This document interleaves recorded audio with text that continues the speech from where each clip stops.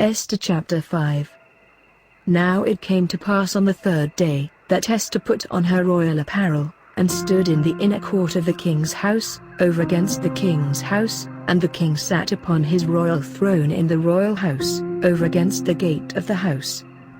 And it was so, when the king saw Esther the queen standing in the court, that she obtained favor in his sight, and the king held out to Esther the golden sceptre that was in his hand. So Esther drew near, and touched the top of the sceptre. Then said the king unto her, What wilt thou, Queen Esther? And what is thy request?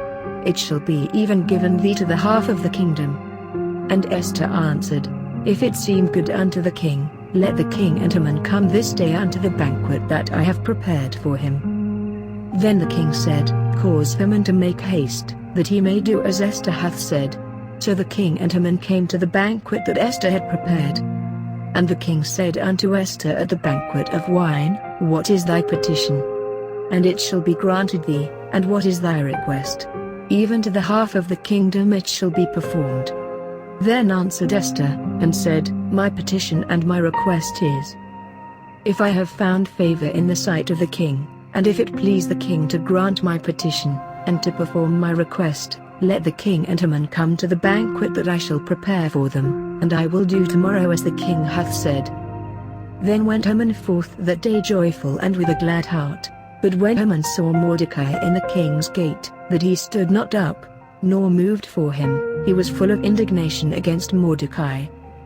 Nevertheless Haman refrained himself, and when he came home, he sent and called for his friends, and Zeresh his wife. And Haman told them of the glory of his riches, and the multitude of his children, and all the things wherein the king had promoted him, and how he had advanced him above the princes and servants of the king. Haman said moreover, Yea, Esther the queen did let no man come in with the king unto the banquet that she had prepared but myself, and tomorrow am I invited unto her also with the king.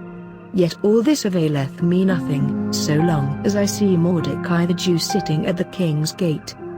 Then said Zeresh his wife and all his friends unto him, Let a gallows be made of 50 cubits high, and tomorrow speak thou unto the king that Mordecai may be hanged thereon. Then go thou in merrily with the king unto the banquet.